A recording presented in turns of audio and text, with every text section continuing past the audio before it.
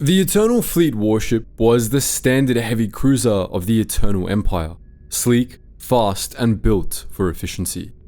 At approximately 800 meters long, it fell in the same size class as a Republic Hammerhead or a Victory-class Star Destroyer, but was far more modern in both form and function.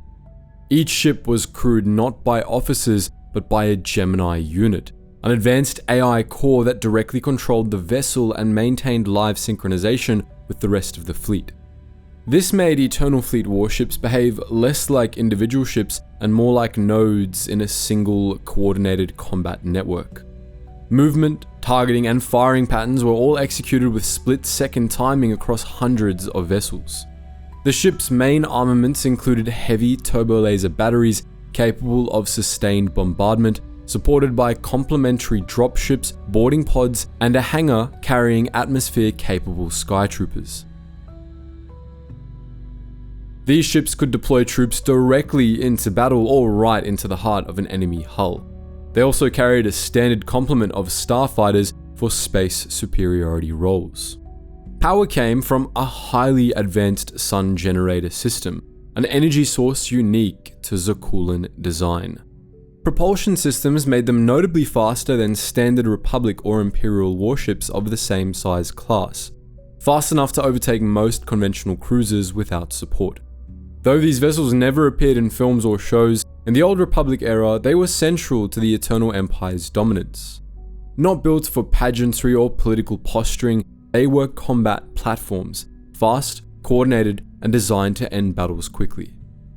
The Harrower-class dreadnought was the core warship of the Sith Navy during the Great Galactic War, the standard by which all other capital ships in that era were measured.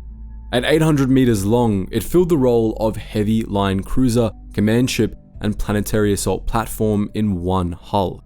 Designed for total dominance, it carried roughly 7,000 troops, including ground armor and vehicles, and supported around 100 starfighters via large ventral hangars.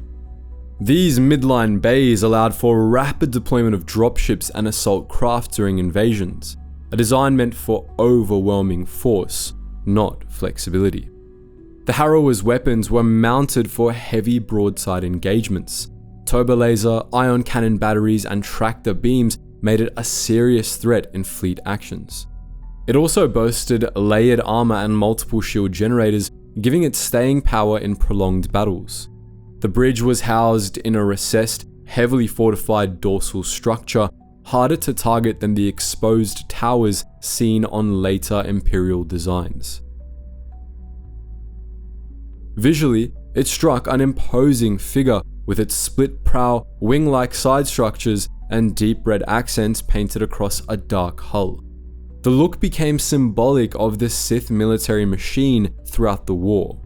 Produced in large numbers, Harrowers led assaults across dozens of systems during the Sith Empire's expansion and served throughout both the Great Galactic War and the Cold War that followed. They weren't agile, but they were made to hold the line, and hold it with overwhelming firepower. The Praetor Mark II was one of the Empire's largest capital ships not classified as a super star destroyer.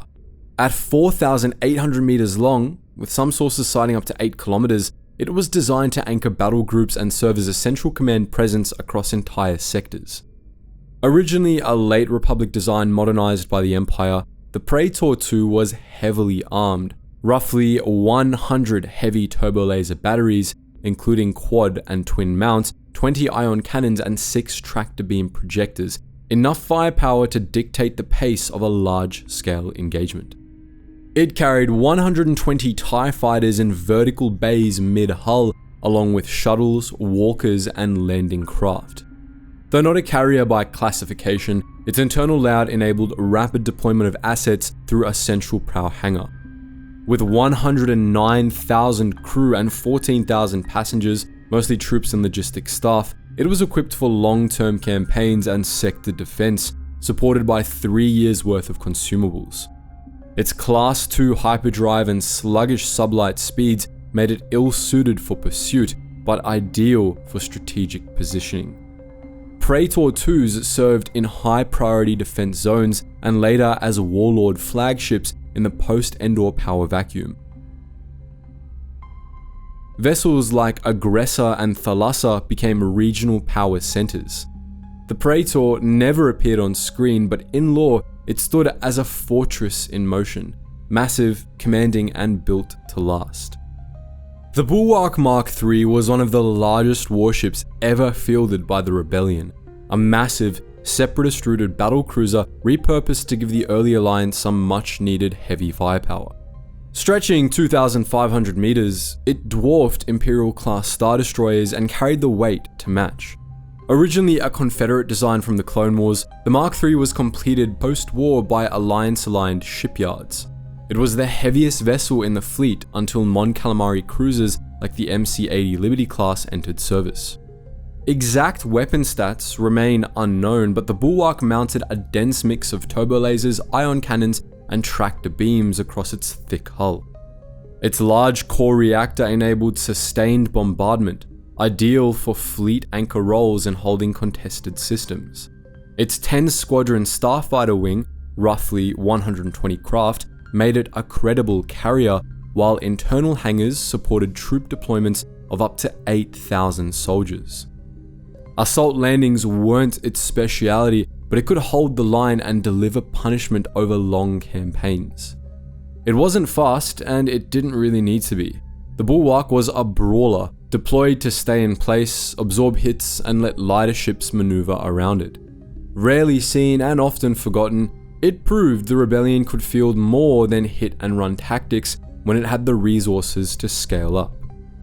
The Paleon-class Star Destroyer marked a turning point in Imperial warship design, one that favored performance, coordination, and longevity over brute intimidation. Named after Grand Admiral Gilad Paleon, it served as the main command vessel for the Fel Empire more than a century after the fall of the original Empire. It measured just under 1,600 meters in length, making it smaller than its Imperial-class predecessors, but its internal systems were anything but scaled down. The ship featured a primary hyperdrive rated at Class 0.75, faster than earlier destroyers, and was equipped with a full interdiction field generator, allowing it to pin down fleeing ships without outside assistance. It carried a heavier and more precisely distributed battery than the Imperial II class, giving it better fire coverage and accuracy in prolonged engagements. It wasn't meant to overwhelm targets with sheer volume, but to outlast and outmaneuver them in coordinated strikes. The Paleon carried 48 Predator-class starfighters and 6 shuttles launched from dual hangars mid-ship. It supported a ground complement of 2,700 troops and was operated by a crew of 8,450, significantly more efficient than older Star Destroyers with comparable firepower. More than a battlefield asset, this class was designed to serve as a command node for full sector fleets, with advanced communications, durable shielding, and streamlined logistics that allowed it to hold territory and coordinate large-scale campaigns effectively. The Paleon class was never meant to shock or awe. It was built to lead quietly, effectively, and without excess. Also known as the Republic-class Star Destroyer in some sources, the Nebula class was the New Republic's effort to reimagine the Imperial Star Destroyer without all the baggage. Designed near the end of the Galactic Civil War and deployed post-Endor, the Nebula focused on practical battlefield performance rather than intimidation or scale. At 1,040 meters long, it was smaller than an Imperial I class, but significantly more advanced. Its primary weapons loadout included 40 heavy turbolaser batteries, 40 ion cannons, 8 tractor beam projectors, and 20 proton torpedo tubes. With balanced offensive and defensive systems, it was capable of holding its own in fleet battles or independent operations. Its mid-hull dual hangars carried 36 starfighters, usually X-Wings and A-Wings, plus shuttles and support craft. A crew of 6,795 ran the ship, with room for an additional 1,600 troops. Consumables allowed for deployments up to 2 years without resupply. It also featured a Class 1 hyperdrive, reinforced shields, and deep internal redundancy, giving it the speed, protection, and reliability needed for frontline command duties. Unlike older Rebel ships like the MC-80s, The Nebula wasn't a civilian retrofit, it was a purpose-built warship designed from scratch to anchor fleets and project force. Though it arrived late and never made it to screen, it became a staple in New Republic strategy during Legends-era conflicts, representing a quiet shift in doctrine, in the design being sleek, modern, and built for the long haul.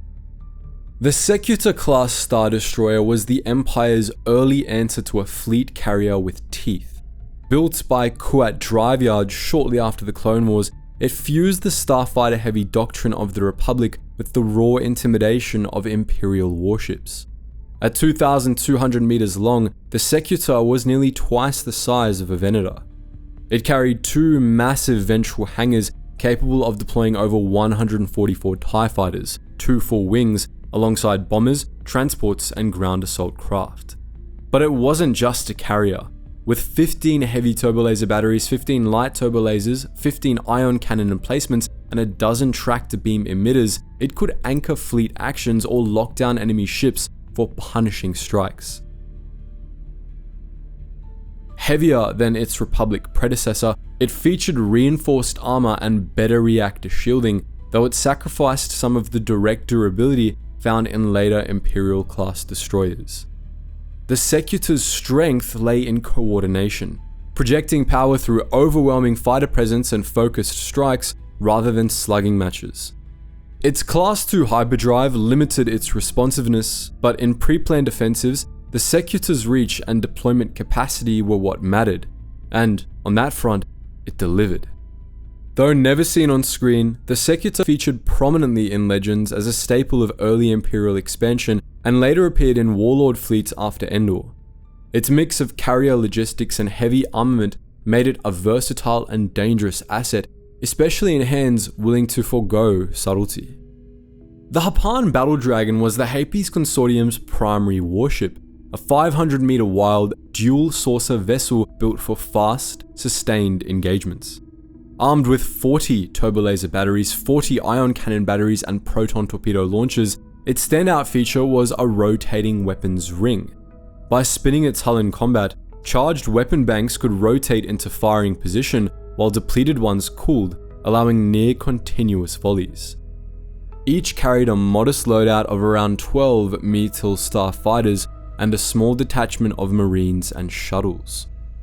While its armor was lighter than Imperial ships, its shielding was respectable, and its internal power systems allowed energy to be shifted dynamically between weapons, shields, and engines, depending on tactical need. While a single Battle Dragon lacked the armor and firepower to match larger Imperial or New Republic capital ships, they were rarely deployed alone. Hapan Fleet Doctrine emphasized group tactics, multiple vessels working in tandem to disable enemy shields with coordinated ion volleys before delivering concentrated finishing strikes. Introduced in the courtship of Princess Leia and seen throughout the New Jedi Order, the Battle Dragon never made it to screen, but in the expanded universe, it earned a reputation as one of the galaxy's most aggressive small battle cruisers. Agile, adaptable, and relentless in packs, it gave the Hapes Consortium a fleet doctrine all its own. The Mendator II class Star Dreadnought was one of the largest and most heavily armored ships ever built for the Galactic Republic, an 8-kilometer fortress designed to anchor fleet engagements through sheer presence. Commissioned near the end of the Clone Wars and built by Kuat Drive Yards, the Mendator II was equipped with heavy turbolasers, ion cannons, and long-range artillery capable of saturating entire sectors. Its hull was layered with deep armor and reinforced shielding, designed to endure sustained bombardment from capital-scale fleets. Starfighter capacity on the Mendator II was minimal, limited to shuttles and auxiliaries. But the Mendator II didn't need speed or versatility. It was built to hold position, absorb punishment, and serve as a command and firepower platform at the heart of a formation. Some sources claimed it could withstand an assault from over 1,000 Separatist destroyers, a theoretical measure of its durability, but not a battlefield statistic. Despite its massive specs, however, the ship never saw major narrative use. It remained buried in lore, its presence more strategic than cinematic. Still, the Venator II remains one of the most formidable capital ships never given a spotlight. The Munificent class star frigate formed the backbone of the Separatist Navy, a mass-produced platform built for reach, numbers, and efficiency.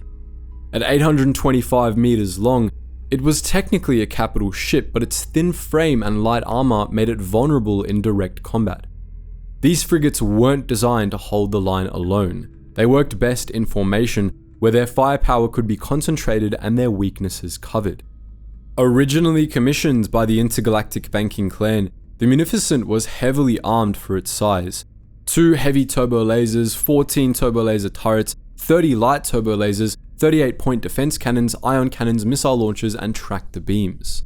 It also housed a powerful subspace transceiver, giving it long-range command and coordination capabilities. Its ventral hangar could carry up to 200 Vulture droids and a C-9979 landing craft, but fighter support often came from accompanying carriers. Once shields were down, the structure couldn't take much punishment. A single well-placed barrage could break the ship in half. Survivability was most definitely a problem. Light shields and minimal armor meant direct hits often split the ship in two. But in coordinated packs, Munificents formed devastating strike groups. They enforced blockades, harassed convoys, and filled Separatist battle lines from Ryloth to Christosis. You see them in the Clone Wars and Revenge of the Sith, often exploding, but rarely alone. The Munificent wasn't built to stand out. It was built to get the job done, and in thousands of engagements across the Outer Rim, it did exactly that. The Mandator IV class was the First Order's planetary siege platform, massive, slow, and built to destroy from orbit. At 7.6 kilometers long, it dwarfed most capital ships in the sequel trilogy era.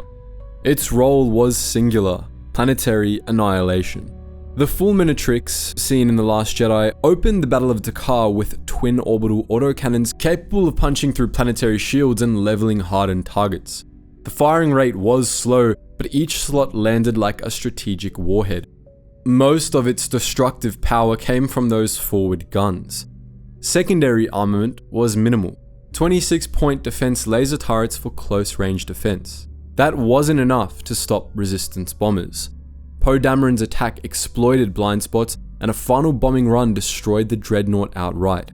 Its armor was layered and reactor cores were deeply buried, but speed was a weakness. Poor sublight handling and a Class II hyperdrive made the ship suited for pre-planned sieges, not reactive warfare. The class was heavily automated, operating with around 83,000 personnel, lean for its size. It carried the machinery to store and load its massive ordnance, elevators, magazines, and capacitors built into the hull. Beyond the Fulminatrix, other Mandator IVs appear briefly in canon, notably one attacking Tarnuna in the Allegiance comics, but their size and specialization limited their utility. It wasn't designed for fleet command or maneuver warfare. It existed to flatten targets from orbit, a siege weapon in starship form, terrifying and inflexible, with one job done too well. The Onager-class Star Destroyer was a purpose-built Imperial siege platform designed for orbital strikes that bypassed conventional warfare entirely. At 1,288 meters long, it resembled other Imperial wedge hulls, but sacrificed carrier functions to make room for its main weapon, a forward-mounted composite beam turbolaser or orbital bombardment particle cannon. These axial cannons were capable of breaching planetary shields, shattering fortresses, and disabling capital ships with pinpoint strikes from orbit. The weapon's firing cycle was slow, but its impact was surgical and overwhelming. Though specialized, the Onager retained respectable secondary firepower: 6 twin heavy turbolaser batteries, 24 heavy turbolasers, and 20-point defense cannons. It carried 36 TIE fighters and 6 Lambda-class shuttles, enough for escort and limited support, but it relied on other vessels for full protection. Crewed by 25,200 personnel and 240 ground troops, it had a Class 1.75 hyperdrive with a Class 6 backup. Its speed and flexibility were secondary to its primary mission: disabling planetary defenses before an invasion. onagers were deployed selectively, often appearing before major offensives to eliminate hardened targets and clear landing zones. The onager appears in Star Wars Armada and related material, earning its Siege Breaker nickname for its role in preemptive orbital devastation. Rare and specialized, it reflected the Empire's willingness to build ships that served overwhelming firepower and nothing else. The Immobilizer 418 was a specialized cruiser designed to trap enemy ships, not outgun them. At 600 meters long, it shared its frame with the Vindicator class, but replaced most heavy weapons with 4 gravity well projectors. These emitters created false mass shadows, forcing ships out of hyperspace or preventing them from escaping into it. That capability changed how battles unfolded. Hit-and-run tactics became liabilities. Fleets, smugglers, and convoys that relied on speed found themselves caught mid-jump with no way out. Its defenses were modest, just 20 light laser and quad laser cannons, and it carried 24 TIE fighters for basic escort or interception. With a Class 2 hyperdrive and sluggish handling, the Immobilizer relied on fleet support to stay in the fight. What it delivered wasn't brute force, but control. In Star Wars Rebels, Thrawn used them to close traps with precision. In Legends, they were seen throughout Heir to the Empire, Rogue Squadron, and Empire at War, anchoring fleets and denying exits. Later factions built newer interdiction tools, pulse mass generators, gravity mines, but this was the first true hyperspace disruptor. It wasn't dominating through firepower, it was dominating by making sure no one else could leave. One of the few ships in Star Wars that wasn't focused on necessarily finishing the fight, but rather making sure that it happened. The Recusant class light destroyer was one of the Separatists' most commonly deployed warships during the Clone Wars. Built for the Commerce Guild and mass-produced in vast numbers, it was a strike vessel designed for speed, volume, and disruption, often appearing in large formations to overwhelm defenses before organized resistance could form. At 1,187 meters long, the Recusant's thin, elongated hull gave it a narrow frontal profile and fast sublight performance. Despite being labeled a light destroyer, it carried a powerful arsenal. A forward-mounted heavy turbolaser, 4 heavy dorsal/ventral turbolasers, 2 heavy ion cannons, 30 dual medium turbolasers, 12 light turbolaser turrets, and 60 point defense lasers. These made it effective at tearing through smaller Republic ships and holding its own in coordinated engagements. Each ship carried a complement of around 40 Vulture droids and 10 Hyena bombers in its ventral hangar, supported by extensive internal racks and repair systems. It also deployed small ground forces, typically about 200 B1s and 40 B2 battle droids, via a limited number of landing craft. With a Class 2 hyperdrive and quick maneuverability for its size, the Recusant excelled in swarm tactics. While vulnerable on their own, their effectiveness increased dramatically when deployed in formation, forcing Republic fleets to respond with caution or risk being overwhelmed. Lightly armored but fast and aggressive, the Recusant became a backbone of the Confederacy's raiding and flanking operations, seen in major battles like Coruscant and across the Outer Rim. Before the Venator class became the symbol of Republic naval power, the Acclimated class assault ship was the backbone of the Republic's first wartime deployments. Introduced at the start of the Clone Wars, these 752-meter long vessels were built by Rathana Heavy Engineering to move armies, not fleets. Each Acclimated could transport up to 16,000 clone troopers and support personnel, along with 66 LAAT gunships, 14 LAAT carriers, 48 ATTEs, 36 SPHAT artillery units, and 320 speeder bikes. Its internal bays were laid out for rapid deployment into active war zones, with infrastructure to move armor, troops, and aircraft simultaneously. Though designed primarily as a transport, the Acclimated carried enough firepower to support landings and defend itself during insertion. Its loadout included 12 quad light turbolaser batteries, 24 point defense laser cannons, and 4 proton torpedo launchers. With a Class 0.6 hyperdrive, it was faster than most capital ships of its time, able to move divisions between systems quickly without dedicated escorts. In the early war period, it often served double duty as both troop carrier and frontline warship, holding the line until heavier capital ships like the Venator entered service. It wasn't built for prolonged fleet engagements, but it was the ship that brought the Republic to the battlefield at scale. It marked the beginning of a military transformation and the first sign that the Jedi weren't just peacekeepers anymore. Before it ever saw combat, the MC-75 class Star Cruiser served as a Mon Calamari civilian city ship, a floating habitat built for life over water, not life under fire.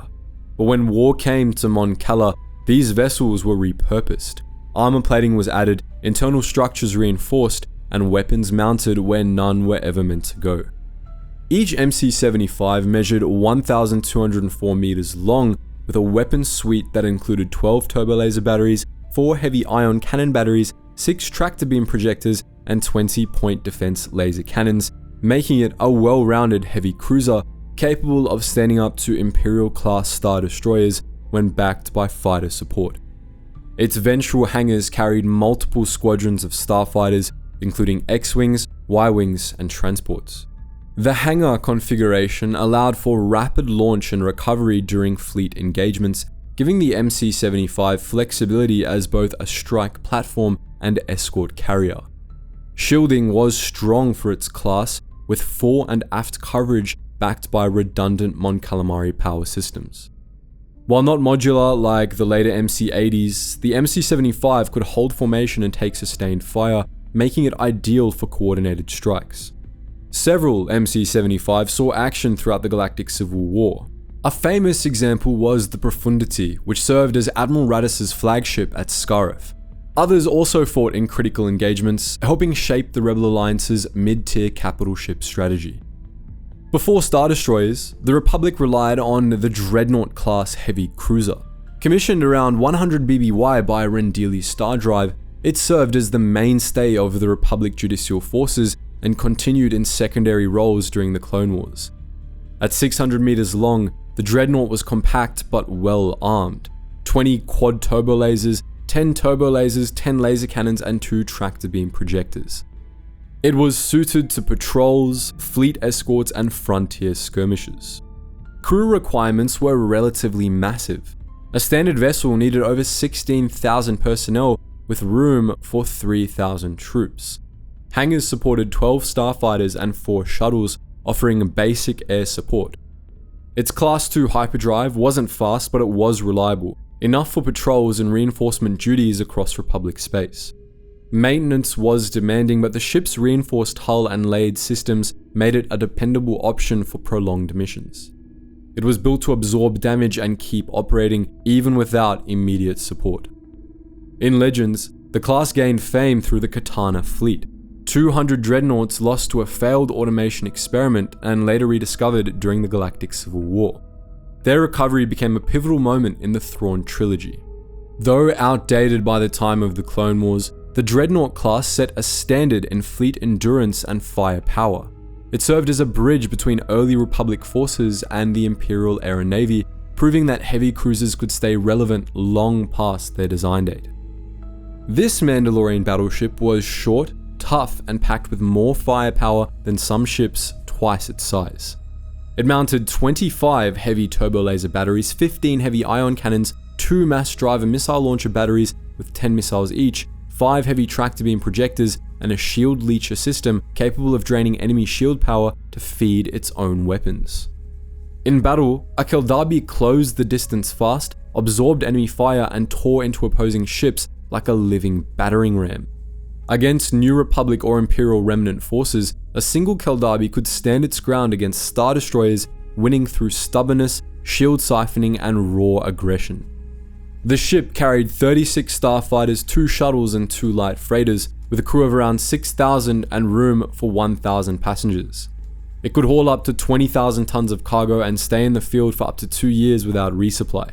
Its hyperdrive was rated at Class 2 with a backup Class 10, fast enough for deep strikes, but not designed for hit and fade tactics. Keldabis were usually deployed with intent, to hold the line or smash straight through it.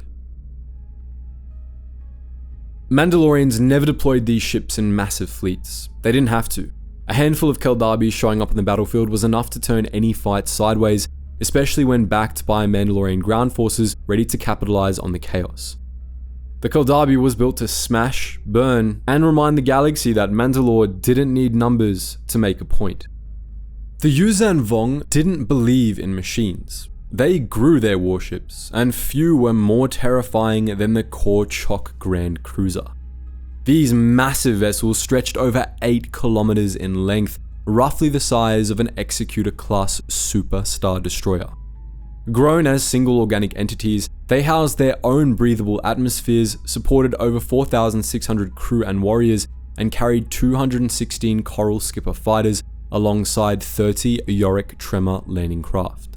The outer hull bristled with 120 Yarret core plasma projectors and clusters of Dovin basiles, gravity-manipulating organs used for both offense and defense. Internally, the ship was alive, complete with circulatory systems, sensory organs, and tissues that could regenerate during combat.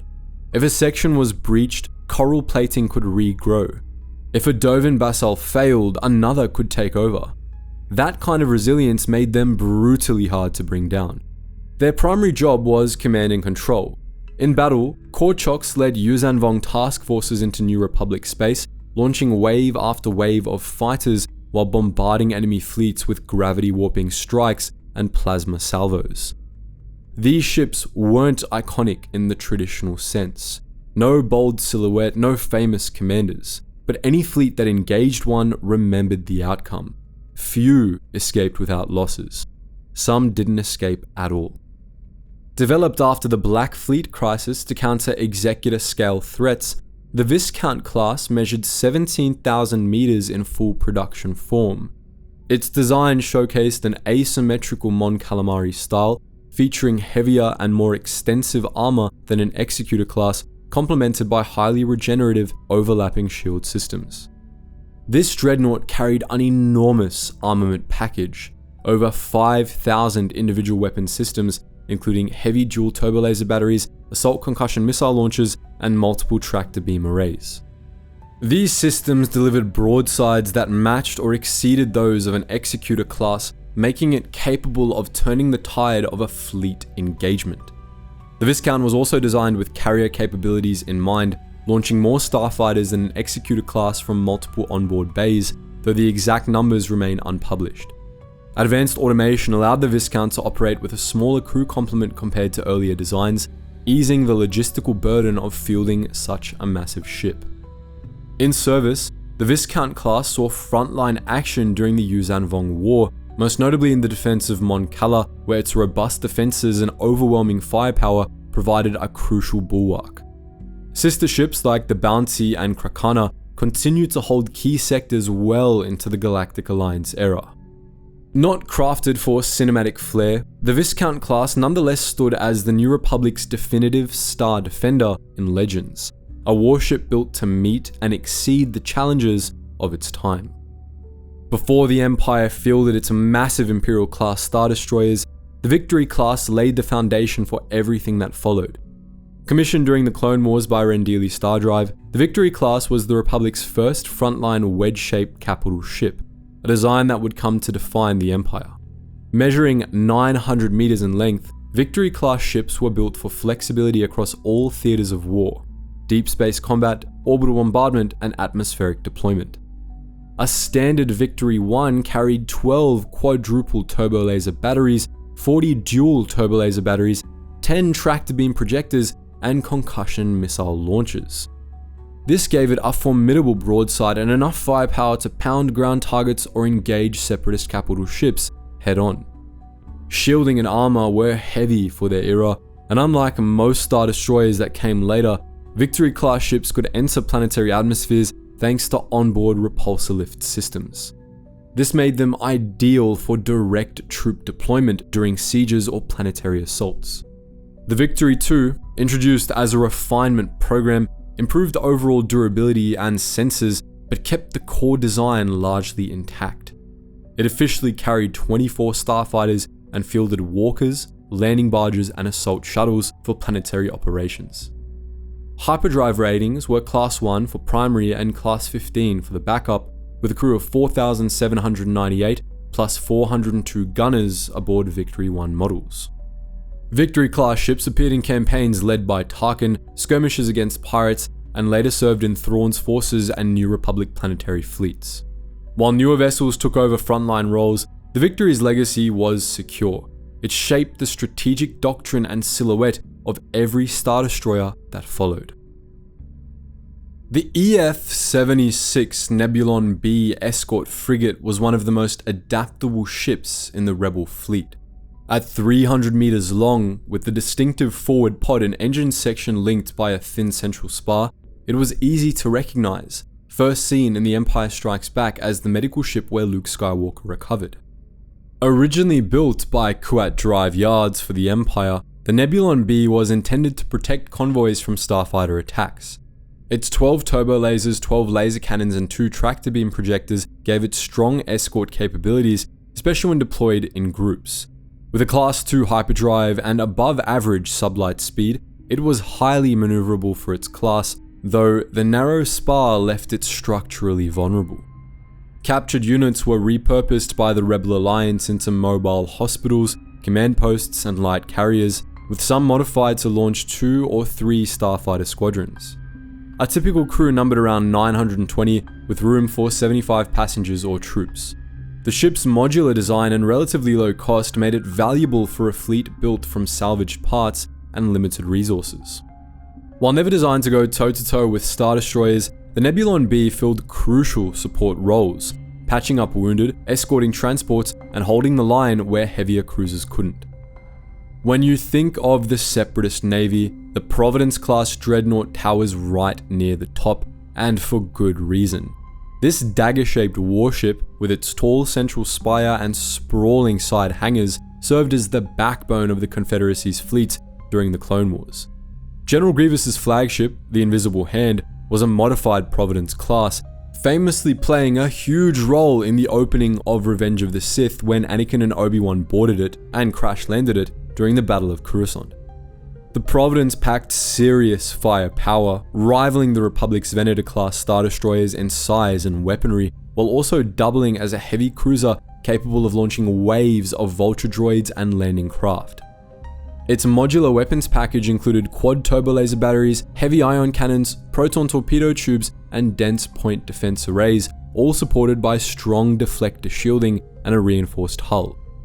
Built originally for commerce protection and later retooled for war by the Free Duck Volunteers Engineering Corps and Rendili Star Drive, the Providence could coordinate fleets, overwhelm enemy positions, or rain down orbital bombardments when needed. Ships of this class led Separatist fleets at key battles like Christosis and Ryloth, making them a constant threat on the front lines. Each dreadnought variant stretched over 2,177 meters long, with a standard version at 1,088 meters.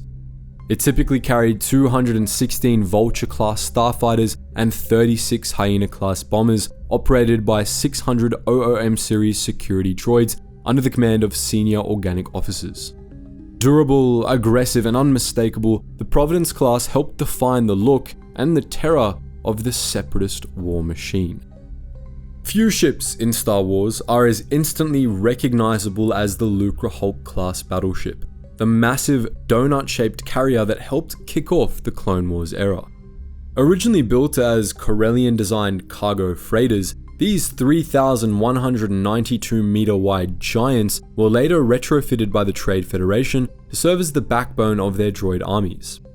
Lucrehulks were enormous multi-role platforms able to deploy hundreds of thousands of B-1 battle droids, support vehicles, and up to around 600 Vulture-class starfighters from their cavernous forward hangars. The Lucrehulk made its big screen debut in The Phantom Menace as the centerpiece of the Naboo blockade, and when young Anakin Skywalker took out the droid control ship, the battle turned on a dime. With the command signal lost, the entire invasion force shut down. Early in the Clone Wars, Lucrehulks operated as command vessels, invasion platforms, and mobile factories for the Confederacy. Staffed by around 1,300 Neimoidian officers and heavily automated, they carried a solid weapons loadout. 16 heavy dual turbolaser batteries, 20 heavy ion cannons, 200-point defense laser cannons, and concussion missile tubes. Most were deployed alongside escorts like the Munificent and Ricosant to cover their flanks. While they lacked the punch and maneuverability to take on a Venator class one-on-one, that wasn't their job. Their strength came from volume, the ability to deliver entire armies in a single jump and keep them supplied from orbit. A Class 1 hyperdrive made them fast enough to strike where it hurt. The Starhawk class Mark I was the New Republic's first true capital ship, a response to Imperial Star Destroyers built from their remains. Assembled at the Nadiri dockyards after Endor, the Starhawk was forged from salvaged Imperial hulls, redesigned for endurance, control, and heavy frontline combat. Its shape echoed the familiar wedge profile, but featured reinforced plating and upgraded internal bracing. Speed was secondary. This ship was designed to absorb punishment and stay in the fight. The Starhawk's defining feature was its track-the-beam system, 6 magnite crystal arrays, each with 10 times the pulling power of a standard Imperial beam. In battle, these could displace or rip apart enemy capital ships, including Super Star Destroyer scale threats. Its turbolaser suite and shield systems were optimized for prolonged engagements, though exact weapon counts remained classified. It also carried multiple launch bays for support ships like CR-90 corvettes and GR-75 transports. While not a dedicated carrier, it served as a logistical and operational hub during large-scale missions. Crew numbers have never been confirmed, but the ship was staffed by Republic officers, engineers, and technicians working around the clock to manage its hybridized systems. Only one Mark I was constructed, but it laid the foundation for the Starhawk Mark II and future New Republic shipbuilding. More than a battleship, it was a message. Imperial power could be broken down and rebuilt into something better. The Subjugator class heavy cruiser was one of the largest warships fielded by the Separatists during the Clone Wars. At 4,845 meters in length, it was designed as a command ship capable of overwhelming enemy fleets through brute force. Its defining feature was its dual mega ion cannons mounted along the forward hull. These massive weapons could disable entire fleets in a single volley, shutting down engines, shields, and weapon systems and leaving ships helpless under follow-up turbolaser fire. Supporting armament included 500 dual turbolasers, 400-point defense cannons, and 2 heavy track-to-beam projectors. The Subjugator carried around 23,000 crew and over 60,000 B-series battle droids. Its ventral hangars housed 144 Vulture droids and 48 Hyena bombers, supported by Class II hyperdrives and heavy deflector shielding. Thick armor gave it impressive resilience, though it lacked agility and required escort support. The most infamous example, the Malevolence, nearly crippled Republic supply lines early in the war. It destroyed convoys, disabled medical stations, and sowed chaos across hyperspace routes. But it also exposed the ship's vulnerabilities. It demonstrated how the design could dominate in a head-on assault, but also how exposed it became without fighter cover or layered defense. Ultimately, sabotage brought the Malevolence down. Only a handful of subjugators were built. Expensive and tactically rigid, they were devastating when used correctly, and liabilities when they weren't. But for a brief stretch of the Clone Wars, nothing struck fear like the flash of a mega ion cannon. The MC-85 Star Cruiser was a Mon Calamari built capital ship developed during the New Republic era. At over 3,400 meters in length, it was one of the largest ships ever fielded by the Resistance and served as a command vessel during the early stages of the war against the First Order. Unlike earlier Mon Cal cruisers, the MC-85 was built as a warship from the outset. It featured dense armor, layered shielding, and extensive internal compartmentalization for damage control. Its systems were highly automated with redundant life support and power infrastructure designed to keep the ship operational under heavy fire. Its weapons loadout was relatively light, but its durability and long-range capacity made it ideal for extended operations without support. The MC-85 carried a variety of smaller vessels, CR-90 corvettes, GR-75 transports, and fighters within reinforced hangars suited for sustained deployment. Though specific hyperdrive metrics remain classified, the MC-85 proved capable of outrunning first-order battlecruisers while under pursuit. Its crew consisted primarily of officers, technicians, and engineers, operating in streamlined shifts to maintain function over long durations. The Narrators was the most famous MC-85 of the era. As the Resistance flagship, it led the escape from Dakar and was destroyed in the hyperspace ramming strike now known as the Holdo Maneuver. Its loss marked the end of one of the few capital ships to survive the fall of the New Republic. Only a handful of MC-85s were ever constructed, but they embodied the Mon Calamari design legacy, resilient, adaptable, and built to last. The Zyston-class Star Destroyer was the centerpiece of the Sith Eternal's Final Order, a fleet of capital ships, each equipped with a planet-destroying super laser. Measuring 2,406 meters in length, the Zyston mirrored the size and shape of the Imperial Star Destroyer, but carried far greater destructive power. Each vessel was fitted with an axial super laser capable of leveling entire planetary surfaces, technology previously limited to the Death Star. The weapon drew power from harvested kyber crystals, allowing mass deployment of superweapons on a fleet scale.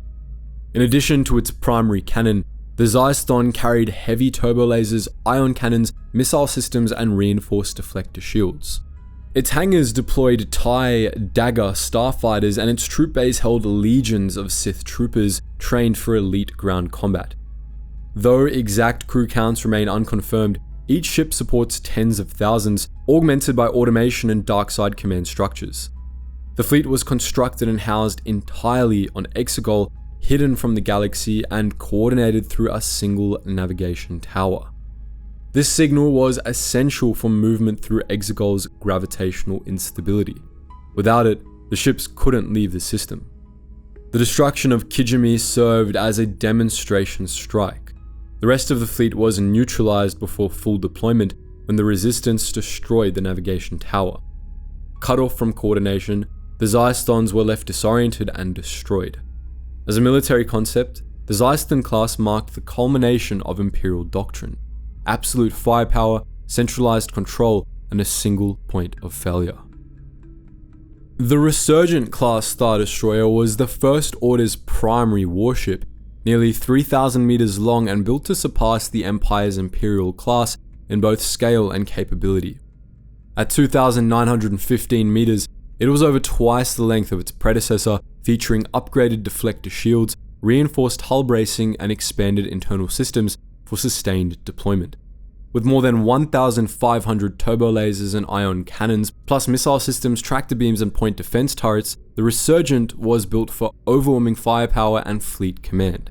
Its hangar system supported 2 full wings of starfighters, approximately 144 TIE bombers, alongside 100 AAL troop transports and a variety of support vessels.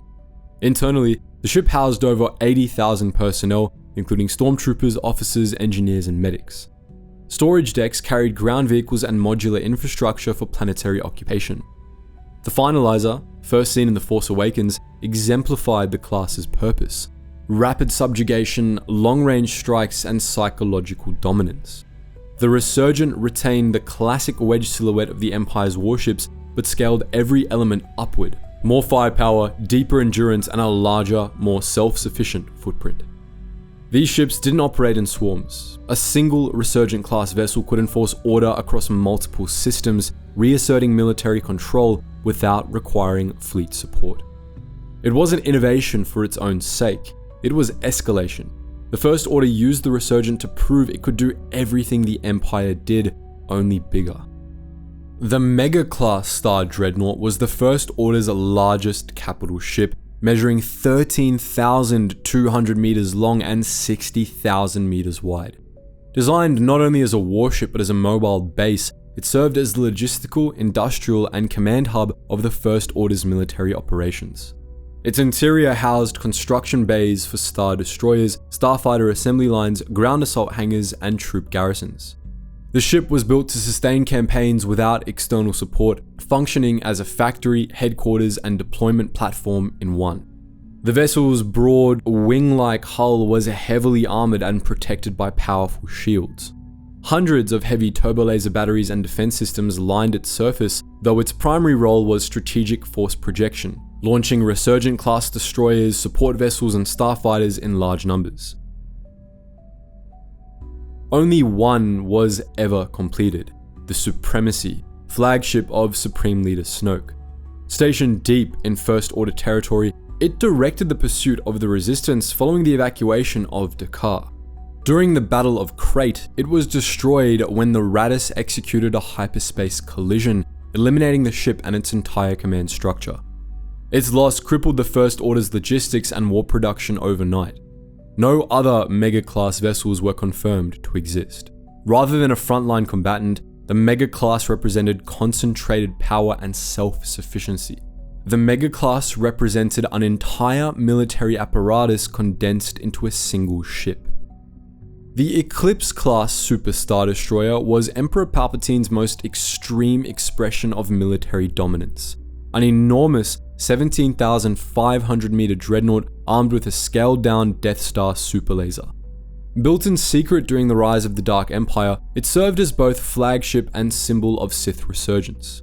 Its axial superlaser could fracture planetary crusts or obliterate capital ships in a single shot. Devastating, though not planet-killing. Backing this were hundreds of heavy turbolasers, ion cannons, missile launchers, and a dense point defense grid, making it virtually impervious to fighter assaults. Advanced shields and internal redundancies gave the Eclipse unmatched survivability. The ship carried a full ground invasion core, multiple squadrons of TIE interceptors, shuttles, and command staff. Its strategic control decks were buried deep within its armored interior, protected by layered shielding and reinforced bulkheads. Designed less as a fleet and more as a weapon of fear, the Eclipse was built to intimidate, command, and annihilate. Its presence alone was often enough to end resistance before a shot was fired. Only one Eclipse-class vessel was completed. It led the Dark Empire's campaign at the Battle of Pinnacle Base, but was destroyed from within after a failed coup against Palpatine. Sleek, jet black, and larger than the Executor, the Eclipse was less a warship than a declaration, built to overwhelm, dominate, and leave nothing behind. The Venator-class Star Destroyer was the mainline warship of the Galactic Republic during the Clone Wars, part carrier, part capital ship, and fully optimized for a fast-moving galactic conflict. At 1,137 meters long, it featured a wedge-shaped profile and massive ventral hangar doors that allowed rapid launch and recovery of starfighters, gunships, and transports.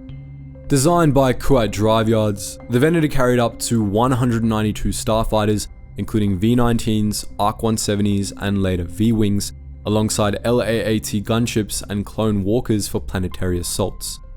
Its internal hangars and repair decks enabled sustained operations far from core supply routes. Armament included 8 heavy dual turbolaser turrets, 2 medium dual turbolasers, 52 point defense laser cannons, 4 proton torpedo tubes, and a ventral axial mount for forward strikes. Deflector shields were robust and frequently upgraded during the war. The ship crewed over 7,400 personnel and housed 2,000 clone troopers, though this often increased during major campaigns. With a Class 1 hyperdrive and fast sublight acceleration, the Venator could reinforce distant systems or act as a frontline command vessel. After the Clone Wars, many were scrapped or reassigned, but the design left a lasting mark. Its DNA is clearly visible in the Imperial-class Star Destroyer. It wasn't the most powerful ship of its era, but it was the most flexible. The Venator helped the Republic project force across a galaxy at war and became one of the most recognizable silhouettes in the franchise. The Mon Calamari MC-80 Star Cruiser was the first Rebel capital ship capable of matching an Imperial-class Star Destroyer, and the Home 1 type variant became a symbol of that turning point. Originally built as Mon Calamari civilian exploration cruisers, these vessels were retrofitted for war. Armor plating, heavy shields, weapon systems, and hangars turned peaceful ships into full combat platforms without losing their organic design. Each hull was unique, handcrafted by Mon Calamari shipwrights, which made standard repairs difficult but gave the ships exceptional adaptability. Home 1 type MC-80s stretched roughly 1,200 meters in length and were optimized for command operations, fleet coordination, and deep space endurance. They carried 29 turbolasers, 36 ion cannons, and 6 tractor beam projectors, less firepower than an Imperial Star Destroyer, but backed by advanced shielding and resilient design. Each cruiser hosted multiple squadrons of starfighters, X-Wings, Y-Wings, A-Wings, or B-Wings, launched from internal hangars equipped for rapid turnaround. Crews often exceeded 5,000, including command staff, pilots, engineers, and support personnel. The most famous of the class, Home 1, served as Admiral Akbar's flagship at the Battle of Endor, directing the final push against the Death Star and the Imperial fleet. The MC-80's strength wasn't in brute firepower, but in how it held together under pressure.